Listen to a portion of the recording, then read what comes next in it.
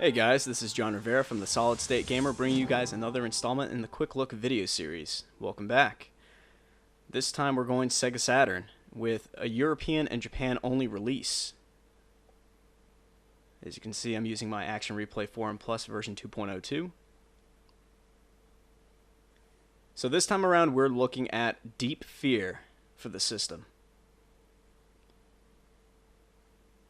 Now, as I mentioned, there are two releases. One for Japan, one for Europe.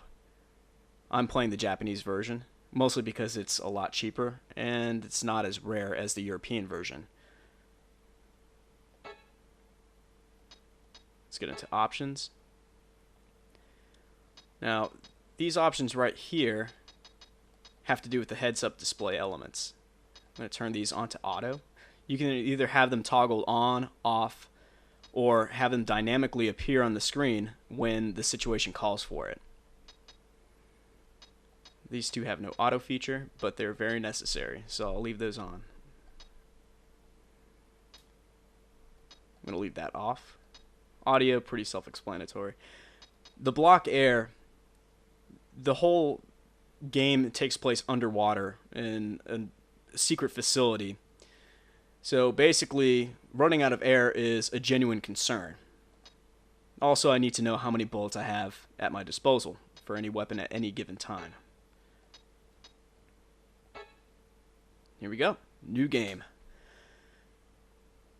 Now, the reason why this game is so rare for the European release is because of the fact that it is the last European Sega Saturn game ever released for the system. So on eBay, online auction sites, Amazon, whatever, you name it, this game fetches a pretty high price for the European copy. Not so much for the Japanese version. Now, that would usually spell disaster for a game like this, being a survival horror title, but the dialogue is actually spoken in English with Japanese subtitles underneath.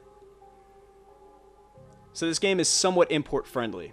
You do still have to put two and two together when it comes to discerning what items do and what certain menu decisions do, but it's pretty simple deduction. Now, there is a huge backstory to this game I'm not going to get into because it is fairly complicated, but it is very much along the same lines as Biohazard, or the North American equivalent Resident Evil, in the sense that it's a story about science gone wrong and leading to a horror thriller sort of scenario. And much like Resident Evil, this game has a lot of mechanical similarities with that franchise, at least as far as the vintage Resident Evil titles go. Stuff like scarcity of items, having to solve puzzles, acquire items to gain access to new areas of the level or that certain locale.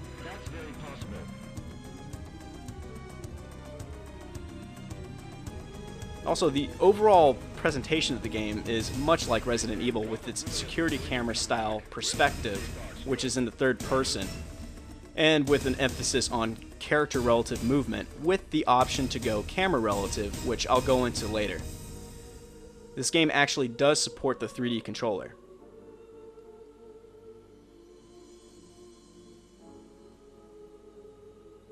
Now, of course, this game is lost on North American gamers because honestly, it was never released. This is a 1998 released video game. And by the time 1998 rolled around for the Saturn in North America, the Saturn was pretty much dead. In fact, truth be told, in America, the Saturn, well, Sega did not have a system because they pretty much cut support for the Saturn all too soon, in my opinion. And one of the reasons why this game, made by ISCO, a mystifying company because I have no idea what other games they made. There's very little information on ISCO. And from what I understand, the only game they really came out with for any proper system, I could be wrong, and if somebody knows the history of this company, please let me know in the comments below this video. But from what I've researched, this is the only game they ever came out with, which leads me to believe that ISCO was kind of a satellite company of Sega. There is the big table code name for that underground research facility. And here's the ERS room. ERS stands for Emergency Rescue Services. And one of the new members is this fellow right here, Mayor, Captain Mayor. Stella.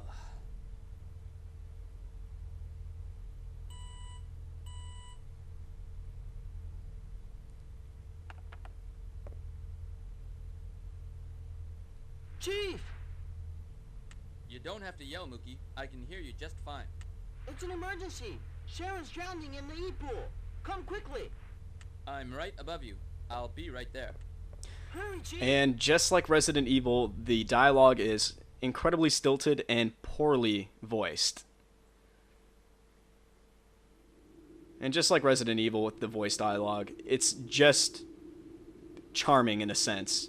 In sort of like a so bad it's good B-movie kind of way. So here we're in the gameplay. Now, as you can see, this game has a lot of aesthetic improvements over the original Resident Evil. John Mayer, he actually has an idle animation, and if you let him prattle for a while, he'll eventually go into an idle animation. Very much like Chris Redfield in the original Resident Evil. And apparently, he has a cold.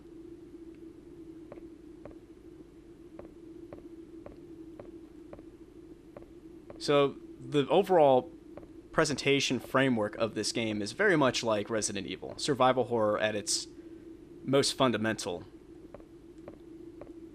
Security camera style angles, pre-rendered CG backgrounds, and 3D polygonal character models. Now I can run. He's got a lot more pep in his step than the other characters that have been seen in previous Resident Evil games. Let's get into the menu. So this is your inventory.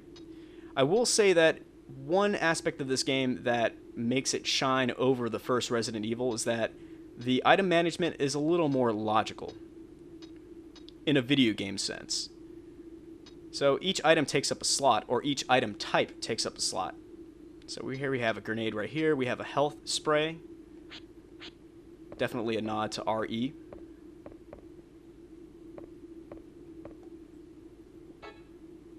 This is an air duct rerouting system. You can use it to save your game or to restore air to that certain chamber. Actually, let me save my game right now.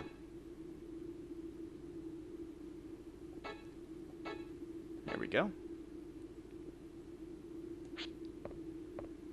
Now, if you want to change your options, you can actually press pause, go into your inventory, check out your weapon layout, check the map, check files that you find throughout the facility, and you can go right back into the options menu and change anything to your liking.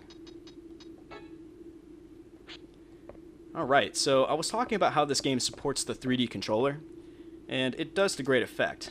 Now I'm on analog mode. Now, you notice that the transition from one background to the next, or one scene to the next in the same chamber, does not jump cut when in digital mode. It actually fades out and into the next scene. As a comparison,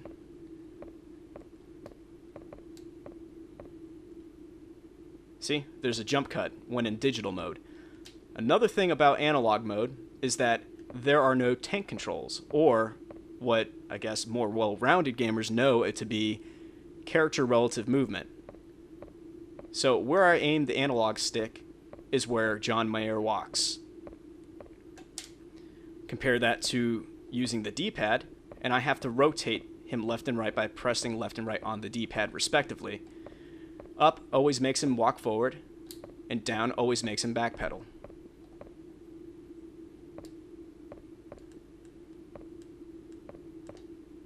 Alright, so now that I've explained those nuances, I'm actually sticking digital in this game, just because I'm acquainted with the control scheme of Resident Evil, and I'm too stubborn to switch to the analog mode. You notice there's a difference in scene transitions between rooms, and there's a little heads-up display. If I press the left trigger, it'll engage it again. Now, since it's in Japanese, for the most part, I can't tell exactly what chamber I'm in, but you can see the scenery Chief! and make your own deduction from that. Now the game looks pretty good for Sega Saturn standards. There's still a lot of Z-ordering issues, but then again, there was a lot of Z-ordering problems in the original Resident Evil.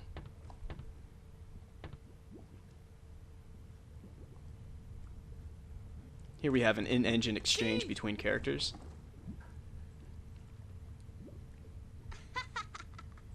What's going on? April Fools! Did you forget it? So John Mayer is pretty much the Barry Burton in this game because he's always saying, Sorry, Chief. "What is this? What's going on?" I've been kind of stuffy lately, so I had to play a joke before going crazy.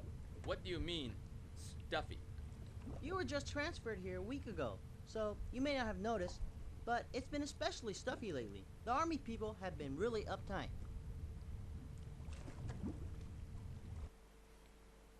Releasing Navy area arm. Switch off Seafox automatic pilot system and adjust the blast.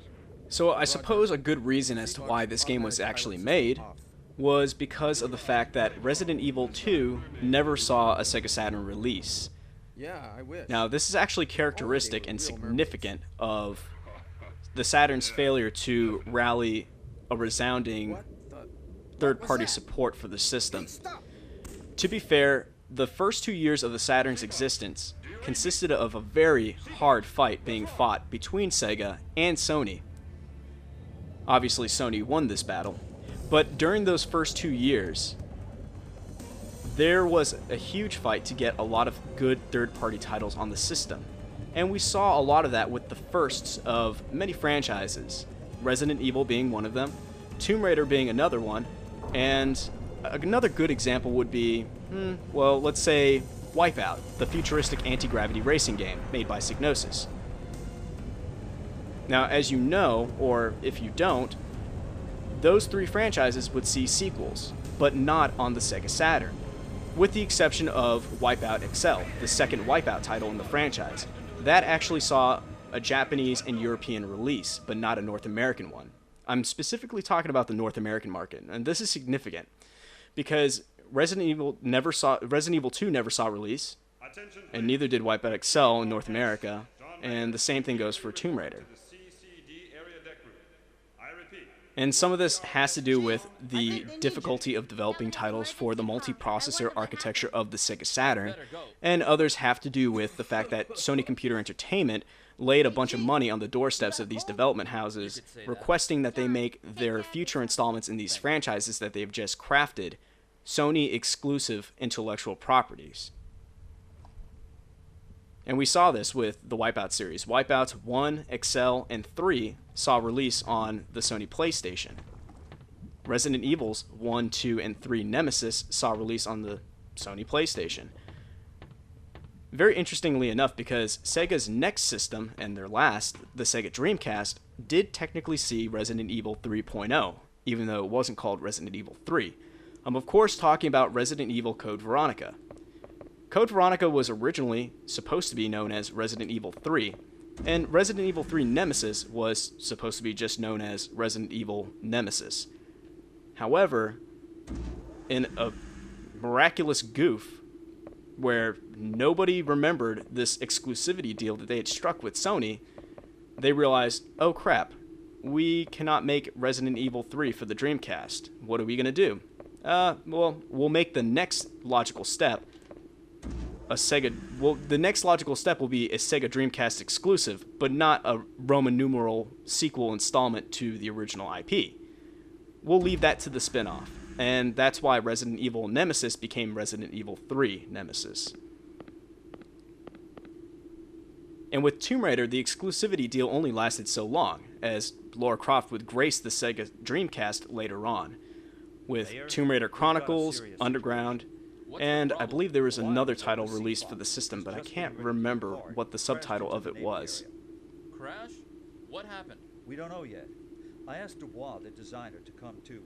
Oh, there's no problem with my CFOX system. No accident should have occurred. Oh! We can't get through on the wireless. Okay, he's not flamboyant at all. We have no idea what's going on over there. This is terrible. My masterpiece is ruined. Oh, what am I gonna do? The rescue force has been And he's contacted, British. but they can't make it for a while. You Ah. want the ERS to go in? The Navy area is top secret and out of your jurisdiction.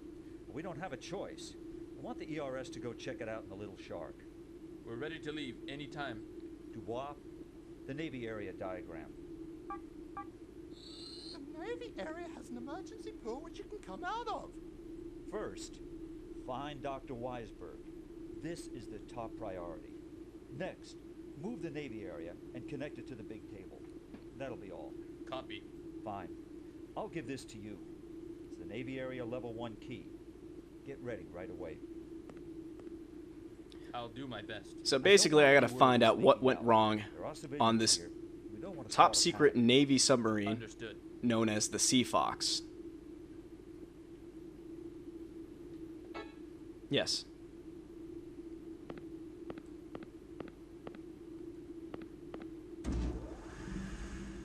Now, a lot of gamers in Europe and Japan regard Deep Fear as, in some ways, being much better than Resident Evil 2 ended up being.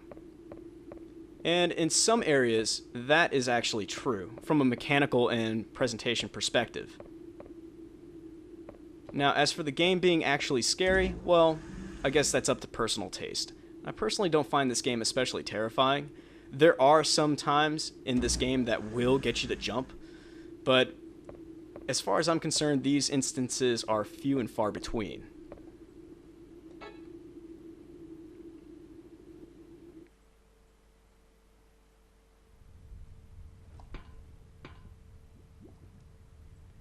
Alright, so we're gonna team up with Mookie and take this shuttlecraft.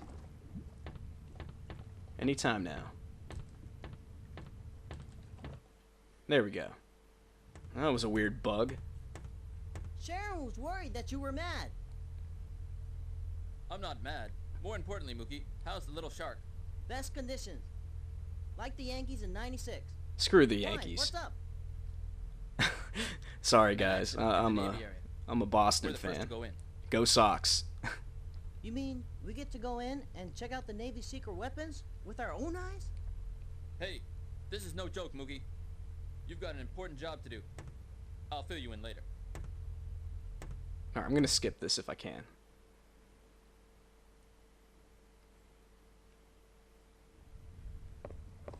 Alright, so we are in the stuff, the meat of the game.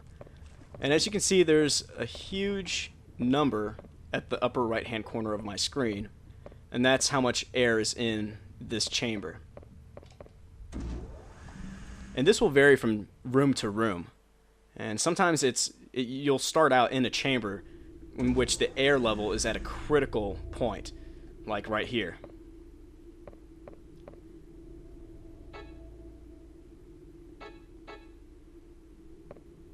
So, gotta access this rerouting system.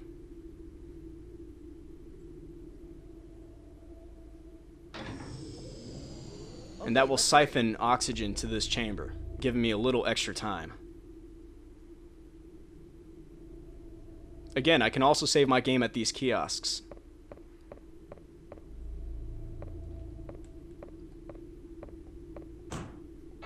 Okay, cannot access that at this time. Say what you will about this game's B-movie charm, this game does craft an atmosphere that is, at times, very tense. And I think it's because of the fact that this game takes place 300 meters underneath the surface of the Pacific Ocean. In a lot of ways, this game draws inspiration from movies like The Abyss, where there is a sense of isolation and claustrophobia.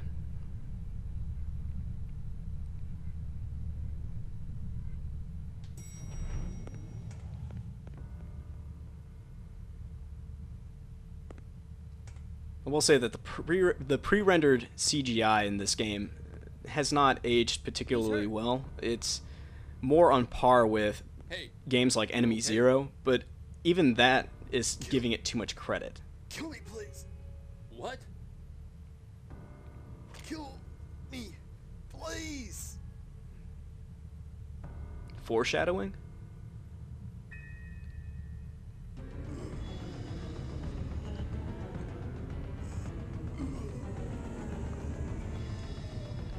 The first time I played this game, I always thought a chest burster was going to pop out of his gullet.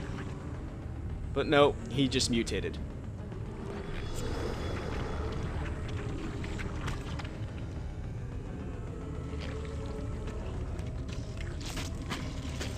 Sometimes I feel like the CG animator who worked on this game and the concept artist who did work on this game also worked heavily on Parasite Eve, because some of the mutation animations are very much in the same vein as Parasite Eve. Alright, now I have to get the hell out of here.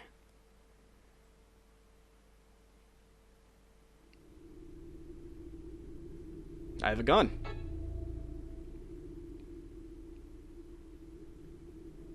Alright, now I need to run away from him because he's going to take a swipe at me. Now I can access my pistol by pressing the right trigger and popping off rounds by pressing A, which is the action button. You don't have to aim downward. In fact, there is no upward or downward aiming in this game. You simply auto-aim. This is another aesthetic improvement. You can actually move around with your gun out. Not only that, but you can walk and pop off shots. You can run and pop off shots. The combat in this game is more nuanced than seen in the first 3 Resident Evil titles. And I would say that this is a good thing.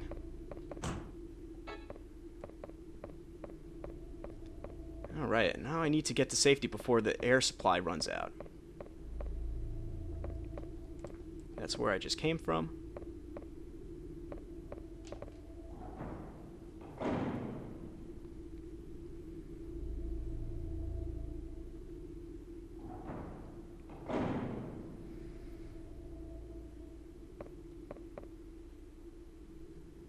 Another cutscene. Let's go back, Chief. This is bad. We haven't finished our mission. We have to save the doctor. This dialogue is so You saw how deplorably that guy bad. turned into a monster. I know. That was strange. Yes, this is Mayor. This is Clancy. What's the situation over there? Besides Tom the air Clancy? system being down, there seems to be no major damage. Also, one of the survivors turned into a monster. A monster? What are you talking about? Anyway, save the doctor, and hurry up and start the Navy area docking operation. SEALs are on their way. We'll leave the final solution up to them. Over and out.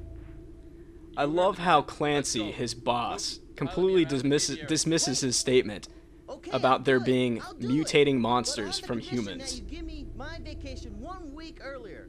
Then I'll take you around the Navy area wherever you want. That's Okay, ridiculous. I'll see to it you get topside earlier. All right, I gotta get out of here. This place gives me the creeps. I always felt like that line right there was a clear nod to what's his name? Yaphet Kotto in Alien. There we go.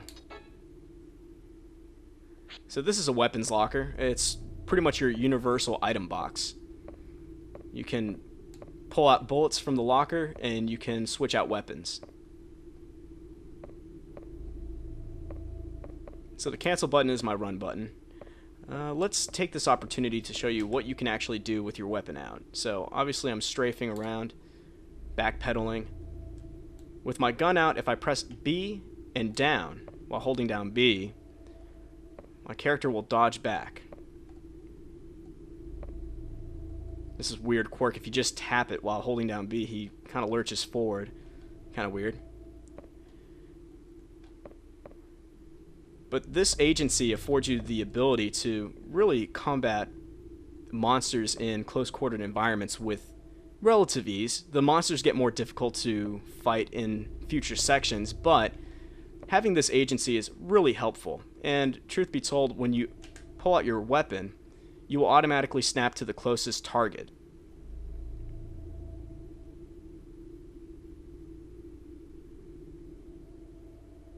I have to say that the idle animations in this game are fantastic.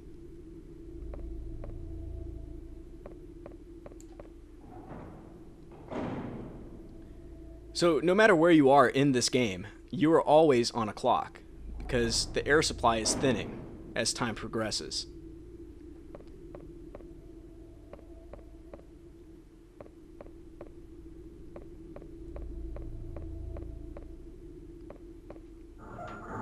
we go. I have the key. Now I have access. I would say that Deep Fear, in a nutshell, it's a pretty incredible achievement for the Saturn. I have to do more battle with the enemy.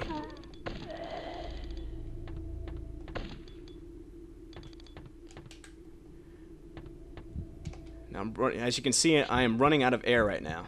And eventually that'll start to siphon. Once my air supply runs out, I'll start to choke to death or asphyxiate to death, which means it'll slowly but surely siphon power from my HP meter. But let's reroute this air system and get some good oxygen in my lungs. So basically, you're running on a stop timer. And anytime you access this and reroute the air to resupply the room, it resets the timer. Pretty simple concept, but executed pretty well in my opinion. Unfortunately, they nailed everything but the active reload. Basically being able to reload in real time. You literally have to empty your magazine in order to reload your gun.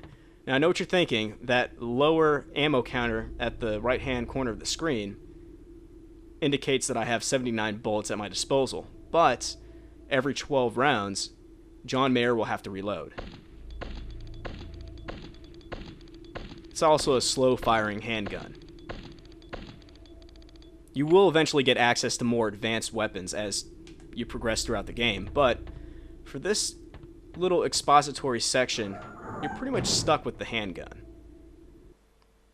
This game has a very slow and deliberate pace.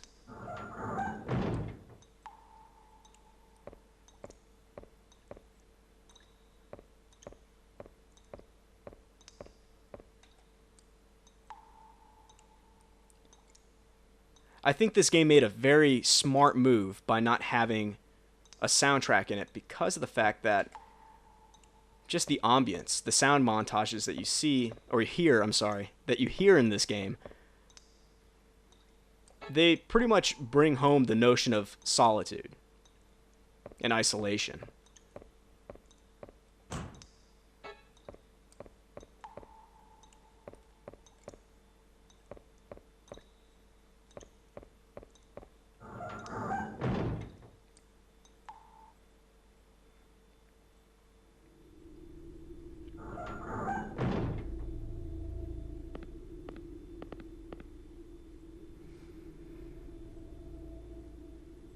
Oh, yeah! Here's the key back. So, will it move? Have faith. I'll let you know when it's ready. You still remember that 1-week deal, right? Yeah.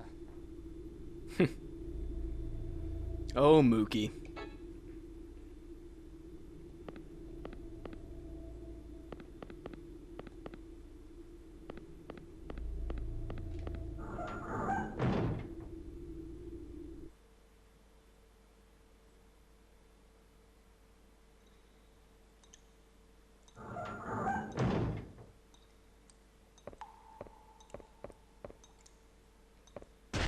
Oh, good lord, that actually made me jump.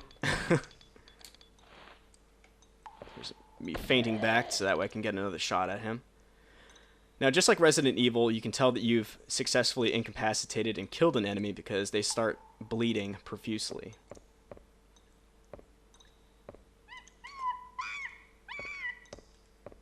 This game also has a proximity engine. The closer you are to a source of sound, the more prominent it the more prominent it sounds. All right. Let's get into my inventory.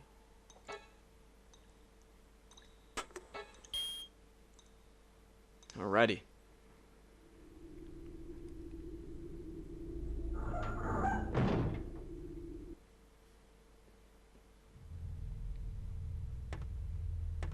Got another cutscene.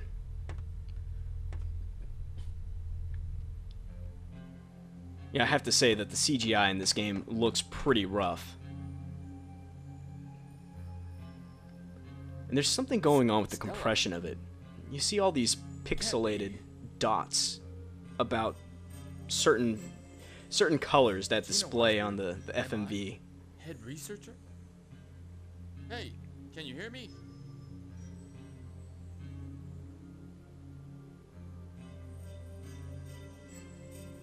Dr. Weisberg, I'm John Mayer of the ERS. Get to the chopper? Chief, I just got confirmation from my early leave. Mookie, is it going to move? No sweat. I was rolling my gas convoy when I was 3. Get a move on. We'll be back at the Actually, you know what? Come to think of it, this early CGI not only reminds me of Enemy Zero, but it also reminds me of the CG in the original Tekken for the Sony PlayStation. That CG looks freaking rough.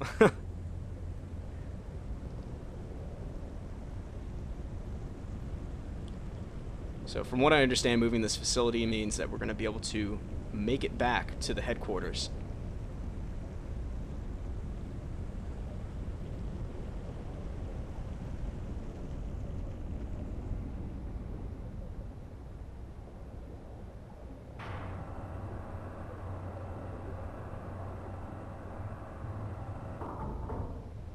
Some of this cinematography and these effects are very much reminiscent of not just the Ridley Scott movies, like the original Alien or Blade Runner, but definitely of the sci-fi movies that Jim Cameron worked on. Like, for example, The Abyss and also Aliens.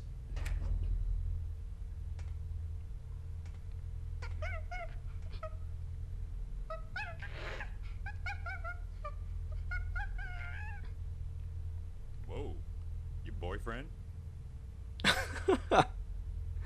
Just kidding. Oh my gosh. Danny, there's a monster. We have to shut This off acting area. and was it this time? voice work and the Another dialogue, bird? just how it's true. written. I saw it. I have It to was say that terrible. this is I'm Samurai sick of Cop horror level stories. of, I'm not lying, bad. right, Chief? which means it's incredible. Danny, maybe you should seal off the area.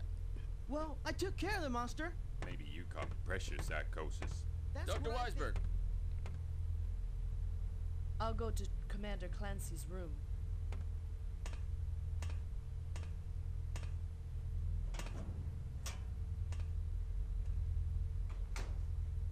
Not very friendly, huh? But she's beautiful. Mookie, go return Little Shark before the area is shut off. What? I told you there's a monster down there. Didn't you say you just took care of it? Okay, I'll go. I'll go. I'll go with you, partner. Oh, the comic relief. Scared kid. Don't call me kid.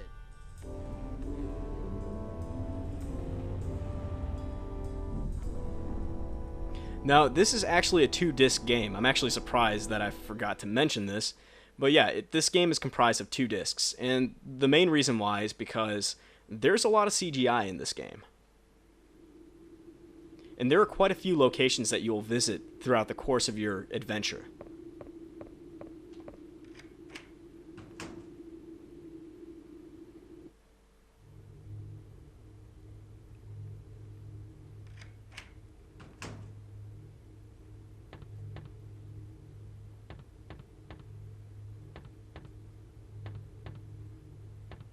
I think that's so badass.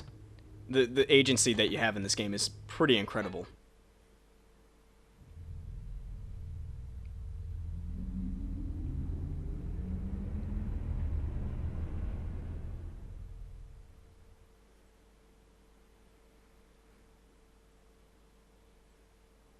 Now, I know this game is pretty much a slow burn for right now. It's all about exposition. But I dare say it's definitely worth it. It sets a mood and a tone. And if you have a taste for horrible B-movie horror schlock, this game will be right up your alley. If you're a fan of games like Ill Bleed, or the original Resident Evils, or even Blue Stinger for the Dreamcast, I guarantee you're going to have a lot of fun with this game. Oh, by the way, Commander Clancy... I've just gotten to disc number 2 of this game, and this game, there's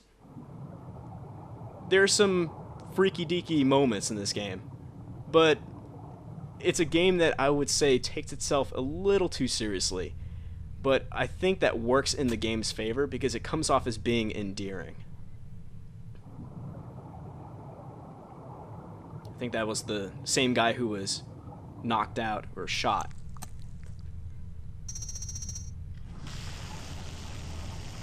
So part of this game's story implies that there's sabotage afoot.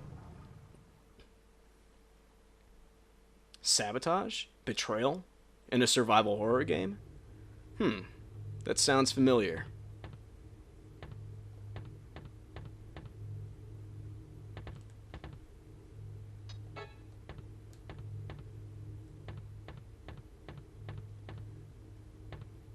I don't remember. Oh, that's right. This is going backwards. I actually want to go this way.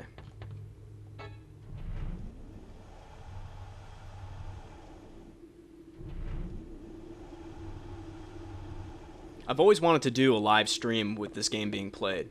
I think this game would be perfect for a playthrough. Alright, let's get to Captain Clancy. Actually, let me take this opportunity to show you why I don't prefer the camera relative movement. Because of this. When you're basically running down this corridor, you want to hold down on the stick in that respective direction. But you never know when the camera orientation is going to do a 180 or a 90 degree rotation. So you're going to find yourself doing this nonsense. I'm still holding the same direction on the pad. And for that reason, that's why I stick with the digital layout and just rock the D-pad.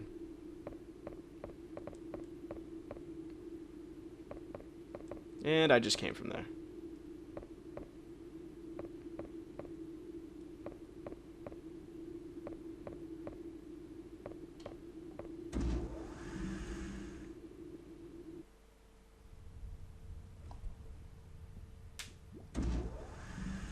Sorry about that, guys. That was my foot cracking.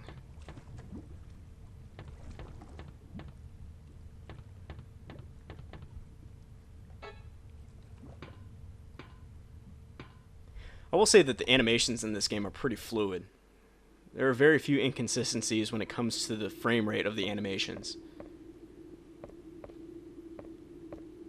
Actually, let's check my items real quick. Oh, that's right. I've yet to pick up any health pickups.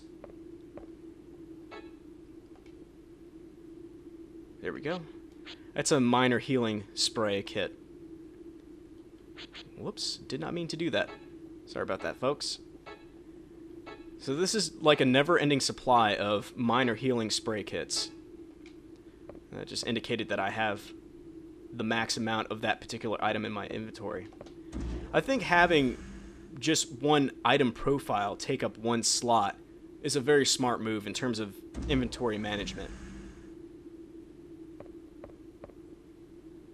In a real-world setting, if you have limited space, you're going to be able to allocate some space to a certain type of item. For example, you know, some holders or holsters for grenade items, some holsters for canister items like the healing spray kits. It just makes sense. It would have made more sense in the original Resident Evil because those folks, they're polygonal models. You can clearly tell that they have harnesses of some variation on their bodies, which would lend itself to holding stuff like canister items, grenade items. So apparently I cannot talk to this man.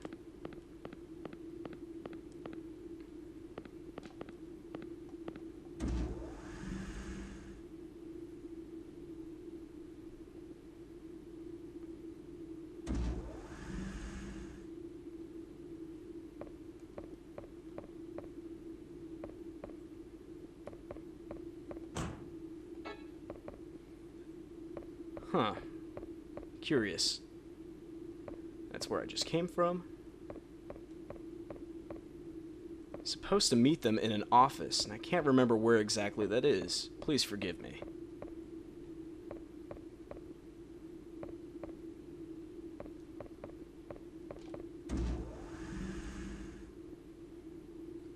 I want to say this is where I'm supposed to be.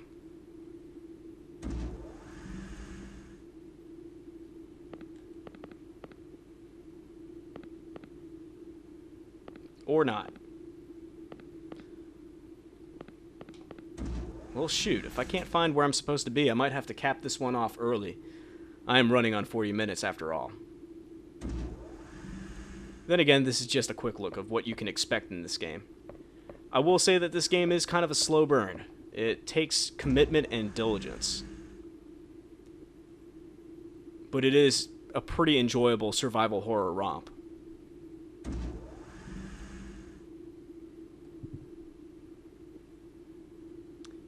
I believe this is it. Dr. Weisberg, I think you should rest a bit in the infirmary. Yes, but there's something I want to check on, so I'm going back to my room in the MI area. Thanks for everything, Mr. Mayor. John's fine. Excuse me. Thanks for going there. I heard everything from... Now he's checking her out. A human being turning into a creature? What's going on in the Navy area? What goes on in there is top secret. And I'm afraid I can't answer your questions, but I will say this. The Navy has nothing to do with the creatures. But... Anyway, a SEAL team has been called in for the rescue. Until they arrive, the Navy area will be sealed off. This is Clancy. What? Okay. Like I said, the animations in this game are pretty well done. The Sea Fox. It's in a bad situation. Mayor, you come to the deck too. Okay. What next?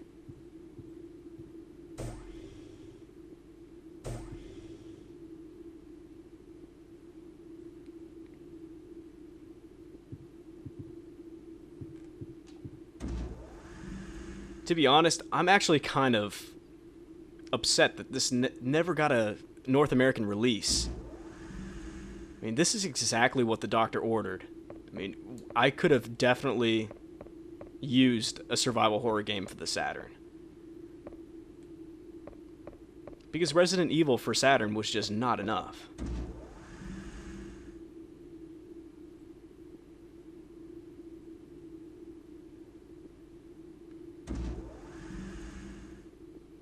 And this game is actually really good.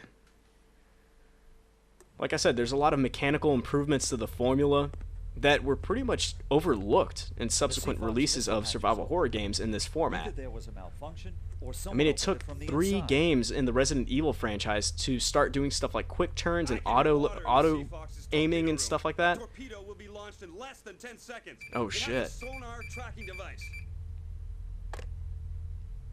Everyone on base, until instructions are given, do not make a sound. Stop all construction work. I repeat, do not make a sound. This is not a drill.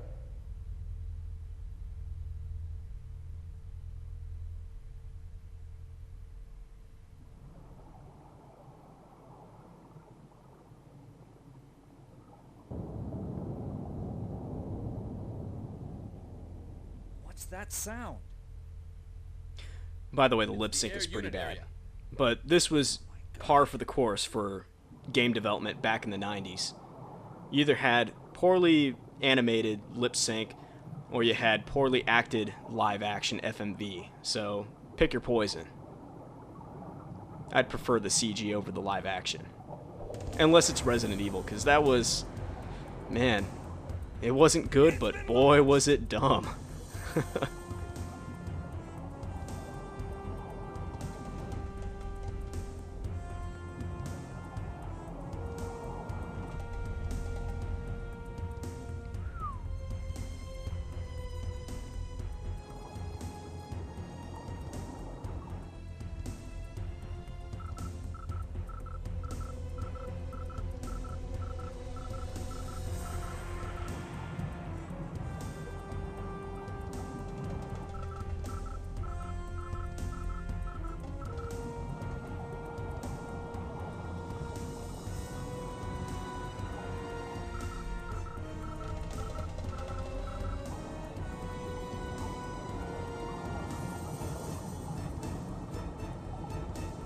Oh snap! It hit the air unit, but its safety system was on. That was close. But the air system isn't working. The pressure's dropping. There's a threat the big table could be flooded. Report the damage immediately.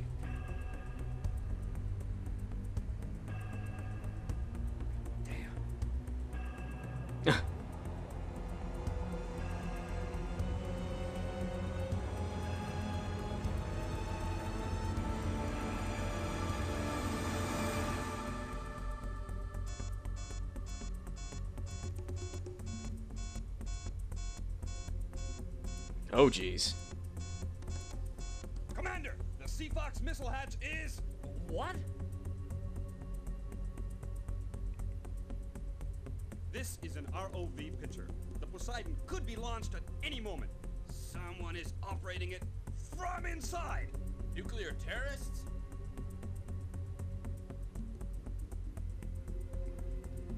How is the Poseidon missile launch code deactivated?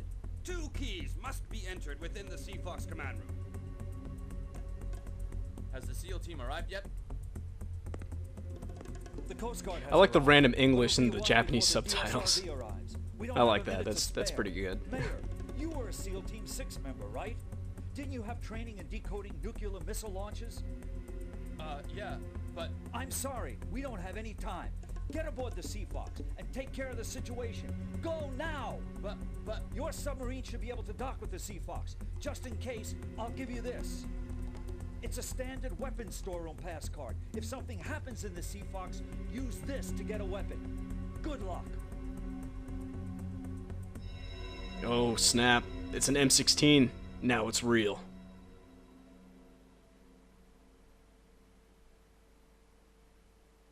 Nice fade out. Nice fade out.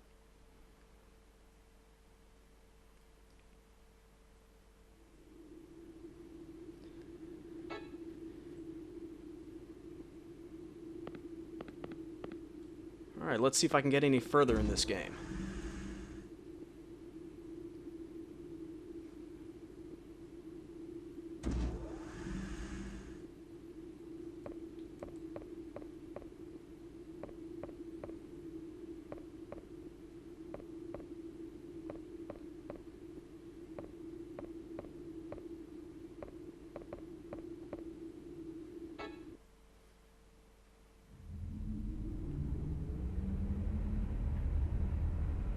I'm gonna skip this cutscene.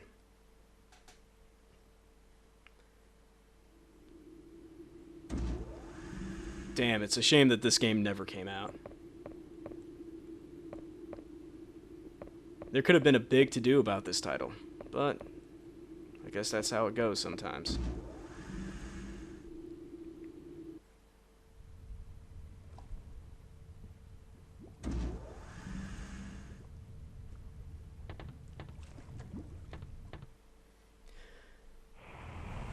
Now, if you guys are interested in buying this game, I give it a recommendation, but take that with a grain of salt because, like you just saw with this gameplay, it is kind of a slow burn. Like I said, it takes commitment and dedication to see it all the way through. And if you're looking for scares, you might be in the wrong place. Again, the terrifying nature of this game depends on your personal taste in horror. But if you want a game that's a survival horror game in the same vein as The Abyss, this might be up your alley. So if you're looking for a copy of this game, you might be in luck. we don't have time to wait for the SEAL. If you look on eBay, half.com, or Amazon.com, you might be able to find this game for pretty cheap. And that's obviously a relative term, but specifically I'm saying around the $20 to $30 range. That's probably the cheapest you're going to get this game at. And forget about getting the European version. The European version usually goes for $100+. It's simply not worth it, especially because of the fact that you can at least discern the story from the spoken English dialogue. So that is certainly a help. So it's not like you're going to need a translation guide to get through the story and understand what's going on. You're just going to need possibly a guide to translate different contextual commands and what different item names are. But again, you already have the images of the items, so you can discern from those visual aids what those items are going to be and how they're going to function.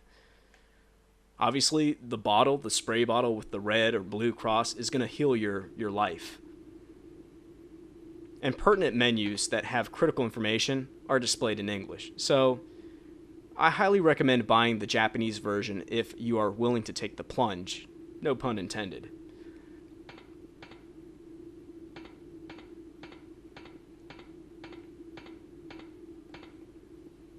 Oh, already have full healing spray kits.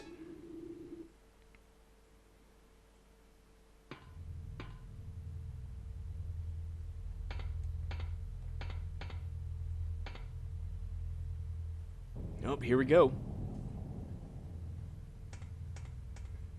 ERS. That was what kind of happened? goofy, but oh well. Everyone's dead from the strange disease. Hell, I might have caught it too. There's a submarine at the hatch waiting for you. What about you? I have some things to do in the back. Be careful. The air in a ship Leave it is to the dangerous merc on and fire. fix your all's Use a problems. regulator when the air doesn't clear things up. Okay, thanks.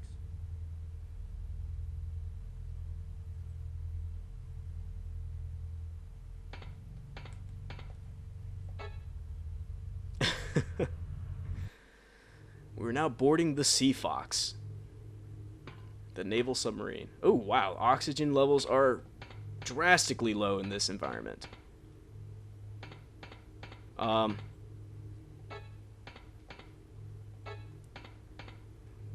What am I to do in this environment?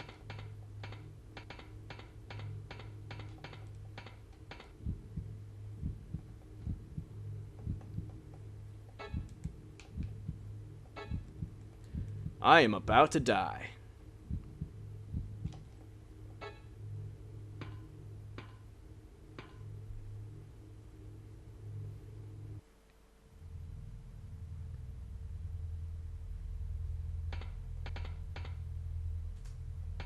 Where'd he go? Huh.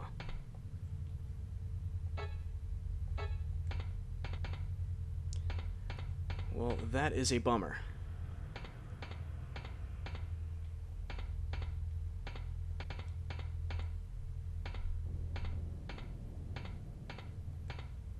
So no doors whatsoever, just ladders.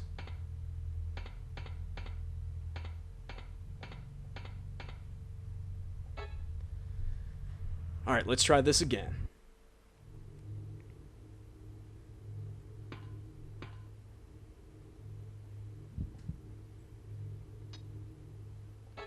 See what this option is.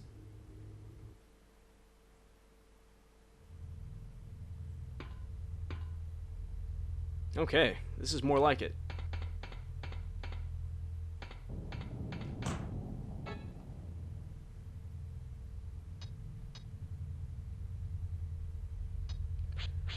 Okay, so no key cards. Check.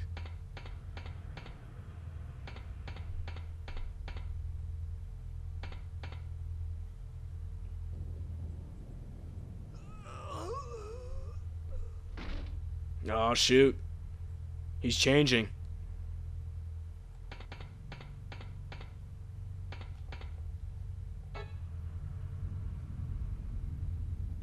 Okay.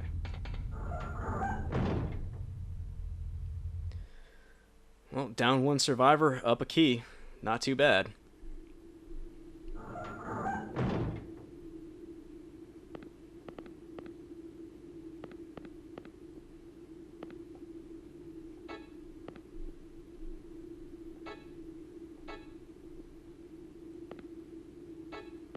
Okay, that's apparently not an option.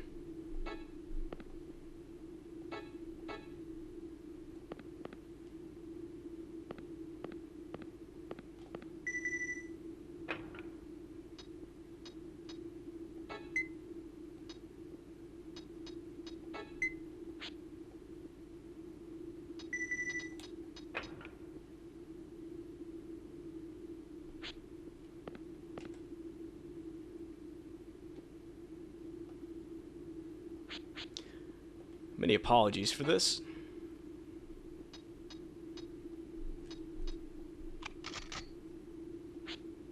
Wait a sec, how do I select that weapon?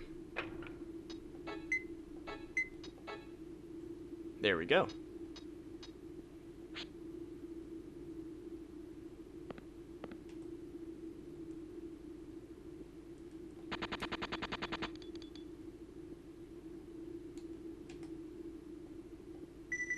Some extra firepower.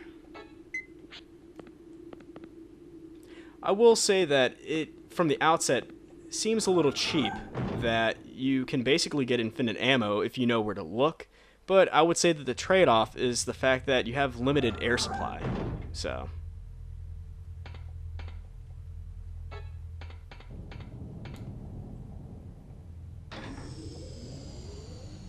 there we go.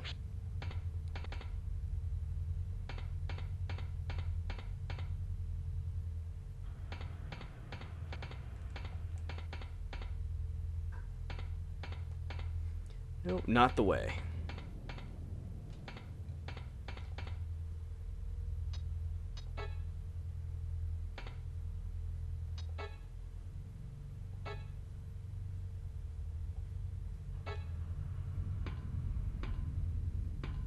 So basically the lower area is submerged in water.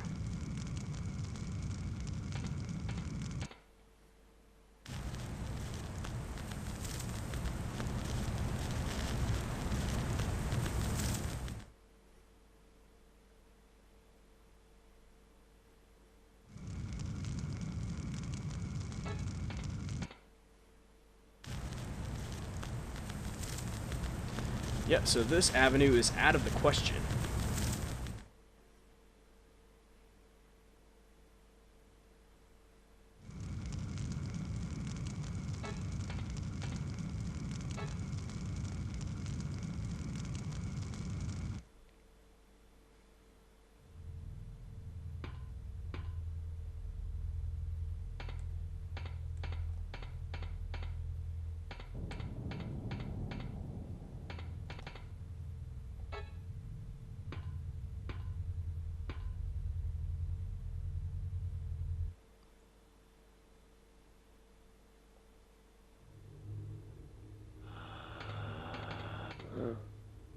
Oh, goodness gracious.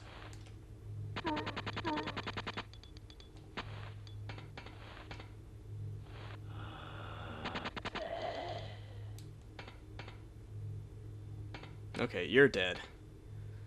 Whew.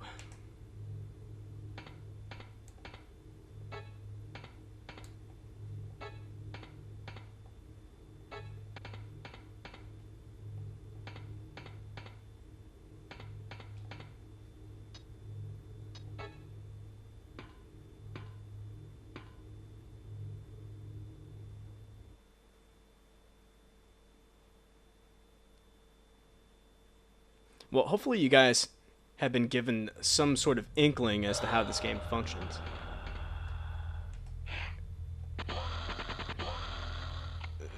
Oh, this is a bad day. That's not what I wanted to do.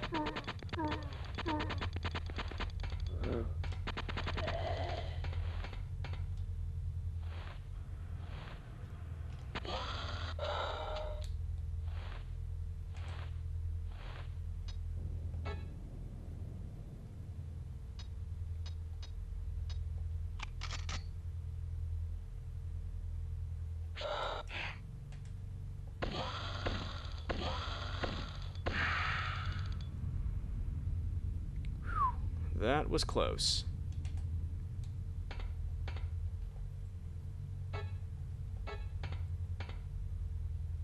Anyway, I think this is a good time to cap this quick look.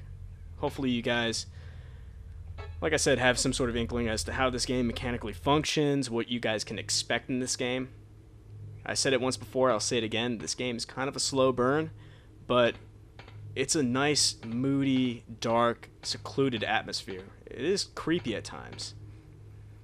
But anyway, that concludes this quick look into the Sega Saturn title for Europe and Japan only, known as Deep Fear, for the Sega Saturn. Hope you guys enjoyed. If you guys have any suggestions, comments, or just overall criticisms, be sure to leave them in the comments section below. And if you want to see more updates from the Solid State Gamer, be sure to like and subscribe to our channel, so that way you guys can stay up to date with our latest videos. This is John Rivera from the Solid State Gamer signing off saying thank you guys so much for watching, and I'll see you guys next time.